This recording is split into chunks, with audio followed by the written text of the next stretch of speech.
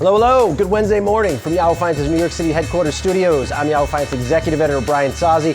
The day has arrived. It's Nvidia earnings day after the close, and by judging what Nvidia founder and CEO Jensen Huang was doing last night, he thinks the earnings results will crush. Let's put up a photo here. There you can see Jensen just hanging out at the White House with Nvidia chip users Elon Musk of Tesla and OpenAI's Greg Brockman. No clue if AI's our David Sachs next to Brockman uses Nvidia chips, but he looks great in a black tie. Jensen's dinner night out, of course, is set against the backdrop of a market pulling back off its highs, in part because of valuation concerns on all things AI. Let me get down to the NASDAQ, speaking of all things AI and tech stocks, and check in with our very own Brooke DePalma. Brooke. Good morning, Brian. What we're seeing at the open here is just a tad of optimism to kick off the day.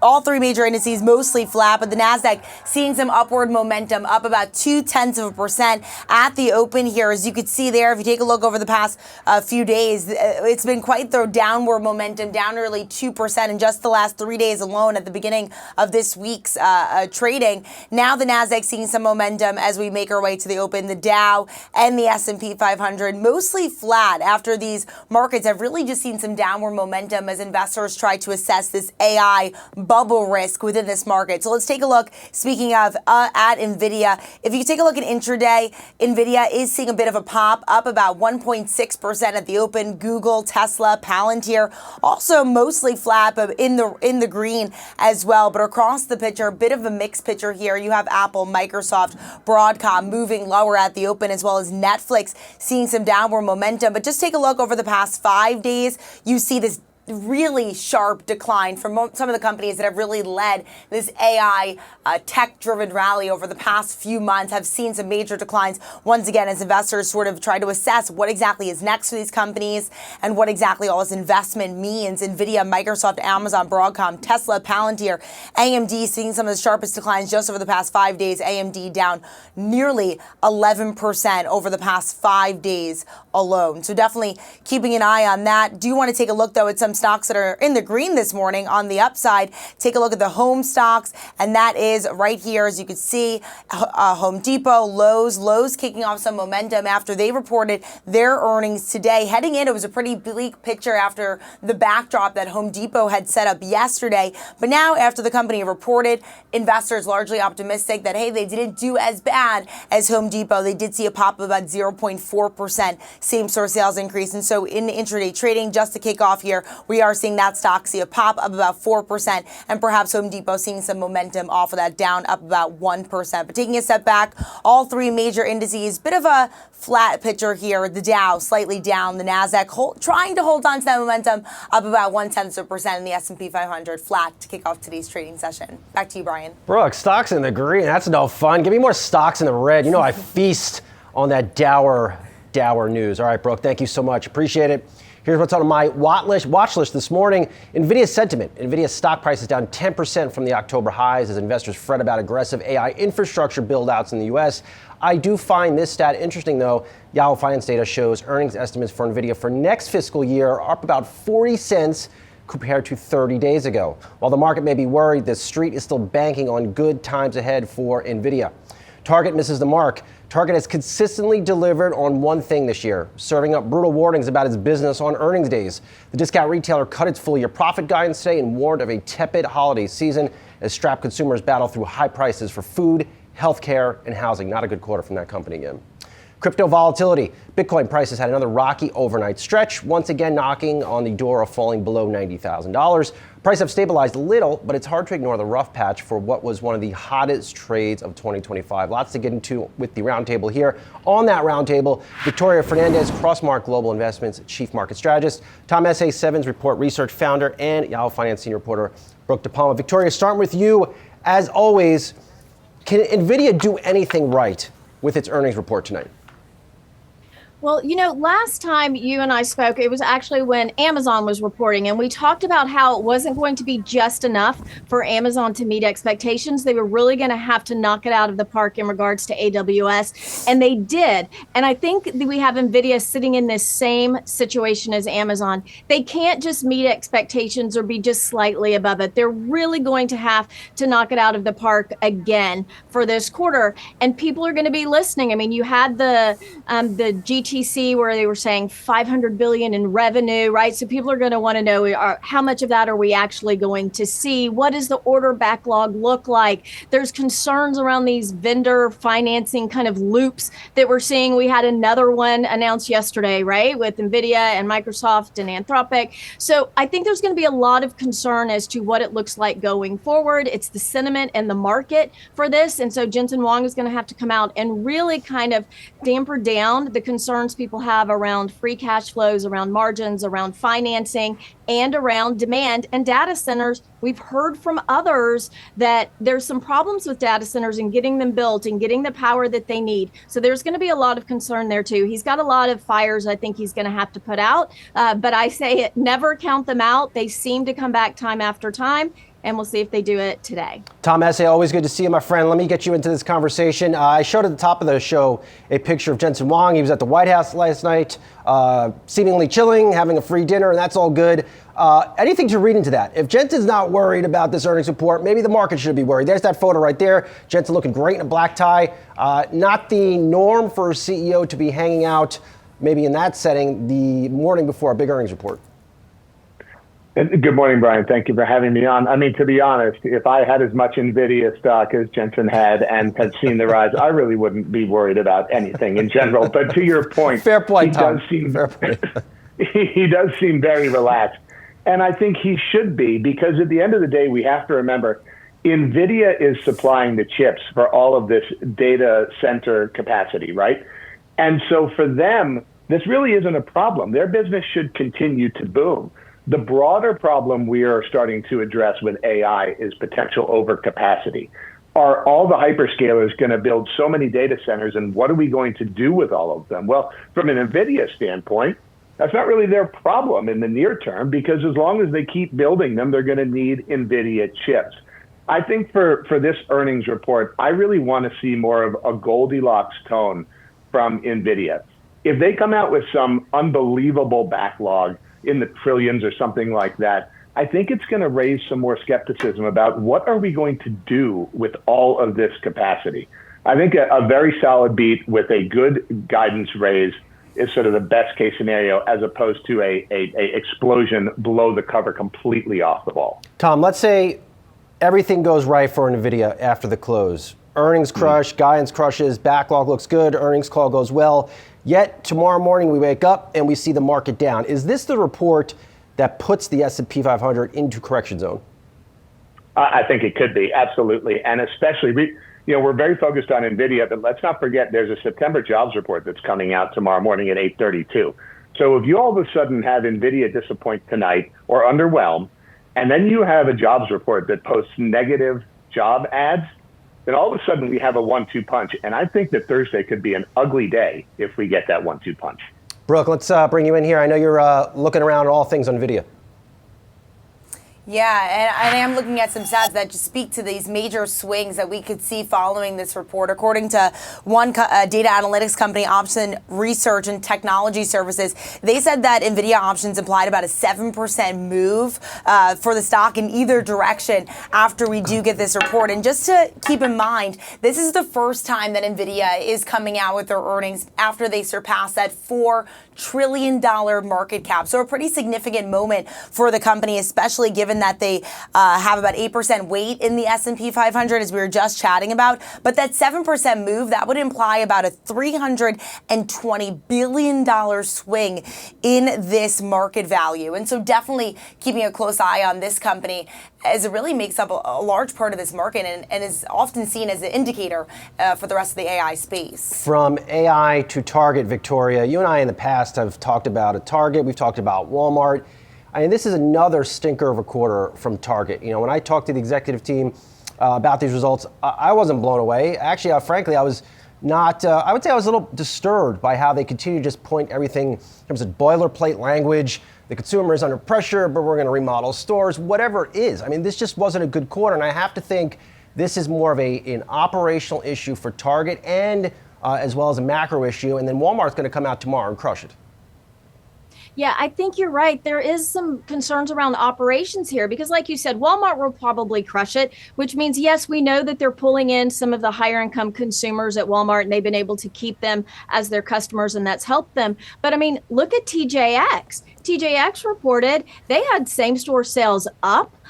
Their margins were good. They beat on the top and bottom line. I mean, TJX gave a good report. And so you would think you might have some of those same customers and even maybe a little bit of a higher income customer at Target versus TJX, and yet they still couldn't pull it off. You've got 3 consecutive quarters of comparable store sales that are negative. And it is just, there's something wrong there that they're not able to fix. And they're trying to do little things. And I just don't think it's enough. I mean, Starbucks and Target are teaming up to do this frozen hot chocolate. Okay, well, that's not going to really bring someone into the store, right? They need to get back to some of the things. And Michael Fidelki, the incoming CEO, has talked about it. The style component that Target used to be known for, the organization of the stores were better than a Walmart or a TJX. Some of these things that they are missing now need to come back. And they are upping CapEx by 25% next year. Let's see if they can take that, really get a good return on that investment and hopefully turn Target around. But right now, you're right. It was a bad earnings call or a bad earnings report. And again, 3rd quarter in a row that we're seeing these negative same-store sales. Tom, you know what bothers me about Target here? Now they're increasing their CapEx, like Victoria mentioned, next year. That's going to put more pressure on margins. They're cutting prices. That's going to put pressure on margins. And at the end of the day, what Target needs is this affordability crisis in this country to just lessen up. It needs to be, healthcare needs to be cheaper, food needs to be cheaper. And until that turns around, it's hard to see where that inflection point is for a business like a Target. Yeah, Brian, I completely agree with you. You know, I look at Target as they're in the middle of the K-shaped economy. And what I mean by that is if you think about a K, they're not on the rising part or the falling part. They're in the middle. And right now, companies like that are suffering, right? Because they're not cheap enough to bring in your low-end consumer, but they're not high-end enough to really cater to the demands of that upper income spectrum.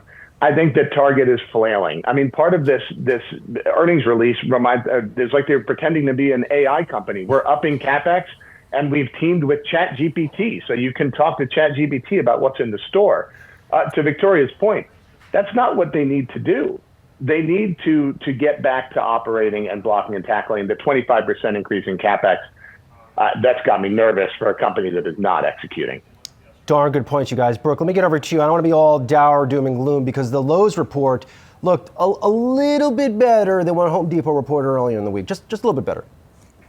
Just a little bit better, Brian. Lowe's reported same-store sales growth of about 0.4%, and that's compared to what Home Depot reported yesterday of a 0.2% increase overall and a 0.1% increase here in the U.S. But Lowe's really painting this more optimistic picture moving into this back half of the year after Home Depot said that the housing market just hasn't recovered. It hasn't been able to, really excel in this environment as much as it had hoped to at the start of the year because consumers are still holding back. But Lowe's saying that they're able to find the right price point for consumers in this sort of environment to bring them in, get them to buy new appliances, and really ultimately dive into a DIY consumer that has pulled back entirely over the past few years as they pull back on home renovations and also moving in general to a new home because of those higher mortgage rates. All right, good chat, you all. Really good insight here on an important day. Big thanks to Victoria Fernandez, Tom Essaye, and Brooke DePalma for joining the opening bid roundtable. Coming up, Upwork CEO Hayden Brown stops by fresh off the company's investor day and with concerns about the health of the U.S. jobs market swirling. That's next in our opening bid power player segment. And so we had the shortage of mechanics. This morning when I woke up, there were 6,000 bays in our dealerships with no technicians. So can't get my car fixed? Nope. 2 weeks. Average wait is 2 weeks. Not because we don't have the parts, we don't have the mechanics. Jim Farley's comments to me just a few weeks ago come against many signs that the U.S. labor market is weakening. Economists have told me the concerns on hiring reflect everything from slowing sales at the hands of tariffs to new AI tools rendering human jobs obsolete. What will reignite the U.S. labor market in coming months remains unclear. Joining us now for today's Power Player segment is Hayden Brown, Upwork CEO. Hayden has her pulse on all things jobs. Good to see you. Thanks a couple weeks removed from your investor day. I know a lot of work goes into that stuff. So we are tomorrow will bring a closely watched jobs report. The market isn't expecting much. People are concerned about the pace of jobs in this country. Where do you see it based on your platform, which connects jobs to freelancers? You know, what's, I think, a silver lining right now, this is a tough market in terms of jobs, and we're seeing that it's been sluggish for many quarters now. We focus on the contingent and flexible part of the economy, which is a $1.3 trillion market in the US. We put out a monthly hiring report, and what we're actually seeing is signs that with AI, more jobs are being created in the contingent side of the equation, which is great news for workers. So it's not all lost. There are new opportunities, especially for people with the skills to work with AI tools and technologies and help companies implement this technology. The cool thing with your platform is you track a lot of data. You got a lot of things coming into your platform. What do job openings look like week to week? What trends have you seen there? Yeah, I mean, we see 60,000 jobs posted a week, 3 million a year, and actually the demand has been growing specifically in AI. This is a powerhouse category for us, $300 million of spend this year alone on an annualized basis. So there are places where AI is creating new opportunities, and we're also seeing categories of work that people have said are going to be decimated, like admin assistants or lawyers. Those are also growing on our platform. And so I think the headlines are bleak around AI destroying jobs or around just the market overall being tough. But in the contingent economy, we're seeing a lot of strength. And I think companies are really moving from a more fixed and full-time employment model to something that taps into the flexibility and skills of contract workers. Today's job market compared to 6 months ago, how would you compare it strength-wise? You know, I think it's stabilized. I think we were seeing a lot of declines over the last 8 quarters, and in the last 2 quarters, it's kind of flatlined, and it has not improved, to be clear. It's still sluggish, but I think this past quarter, we didn't see it deteriorating further in the part of the economy that we look at, which is contingent and freelance work. What do you think causes that, or is causing that? I think there was a lot of uncertainty kind of in the prior quarters where companies were not sure about how tariff policies and other things would affect their hiring. They weren't sure about interest rates and the direction there, so they were holding back even more cautiously because of the uncertain environment. I think some of that uncertainty has diminished, and so they're being a little bit more comfortable moving forward with certain plans. But again, it's not an improvement, it's more that the slope of kind of caution has flattened out, and people, I think, now are moving forward with certain things with more confidence. If I was still freelancing, and I used to way back when I was starting out, if I was still freelancing today, I would be asking for much higher rates, given that the costs of my life have gone up so significantly. What are you seeing rate-wise from workers?